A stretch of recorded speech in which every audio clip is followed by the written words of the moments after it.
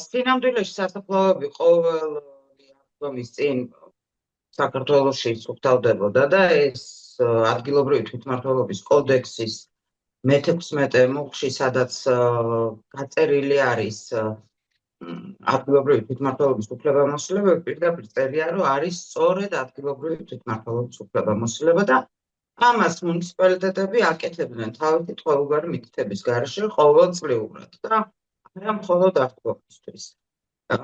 უბრალოდ ვიღაცა ჭკვიანმა, გენიოსმა ახლა მთავრობის ადმინისტრაციაში მოიფიქრა, რომ მოდი ამაში პრემიერი ვთქვათ, ჩავაყრა.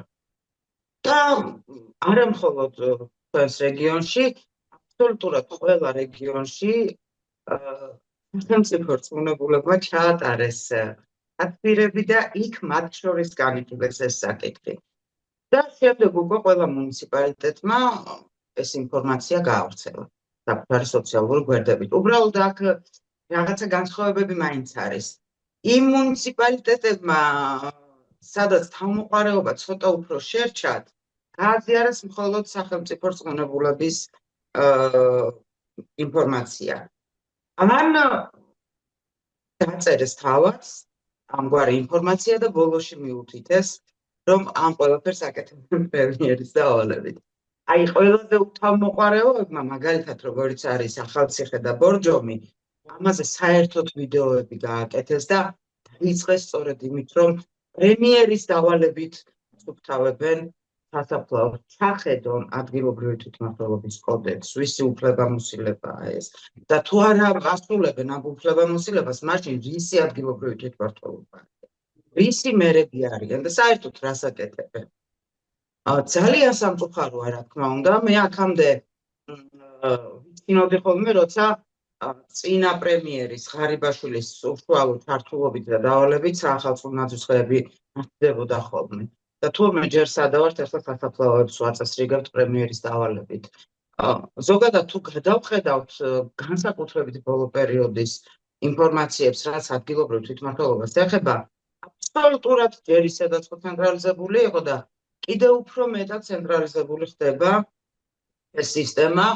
სასაფლაოებს პრემიერის დავალებით ასუფთავებენ, განვითარების გეგმებს პრემიერის დავალებით, ყველას ერთად მოუნდა, რომ ველვადიანი განვითარების გეგმები დაწეროს 10 წლიანი და ყველა ამას აკეთებს.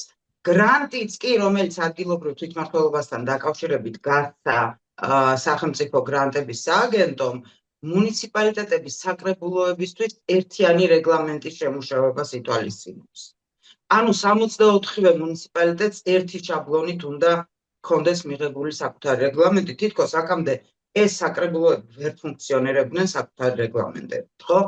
და რაც თავარია ამ რეგლამენტებში თავის დროზე განვითარების პარტნიორობის თანხები არის დახარჯული. უბრალოდ ცენტრალიზებულად არ ხდებოდა, სახელმწიფო მიერ გაცემული გრანტით არ კეთდებოდა ეს.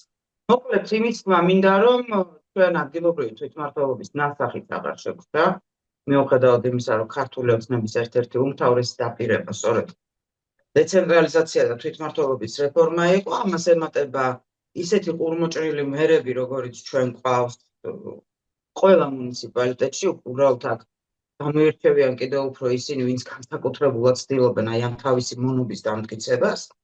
და მეტი არაფერი, რას იღებს ამით სახელმწიფო? ამით სახელმწიფო იღებს განუვითარებლობას, ამით სახელმწიფო იღებს სუსტ ადგილობრივ თვითმმართველობას, ამით სახელმწიფო იღებს სუსტ სერვისებს, რომელიც ადგილებზე მოქალაქეებმა უნდა მიიღონ. დაბალი გადაწყვეტილება უფრო სწორად კი საერთოდ არ არსებობა ადგილობრივ დონეზე მოუკიდებლობელი გადაწყვეტილებების მიღებისა. და საბოლოო ჯამში ეს ყველაფერი აისახება იმაზე, რომ ერთ დღეს უბრალოდ კიდევ უფრო მეტად დაცლილ ჩვენს ქალაქებსა და სოფლებს მივიღებთ, იმიტომ რომ იქ არ იქნება არანაირი შანსი თვით რეალიზების, არანაირი შანსი განვითარების და დარჩებიან ისეთი ყურმოჭრილი მონები, როგორც ახლა გვყავს მერების და საკრებულოების სახით. ალბათ ეს იქნება ფინალი და ეს აქვს დაგეგმილი ოცნებას, რა ვიცი.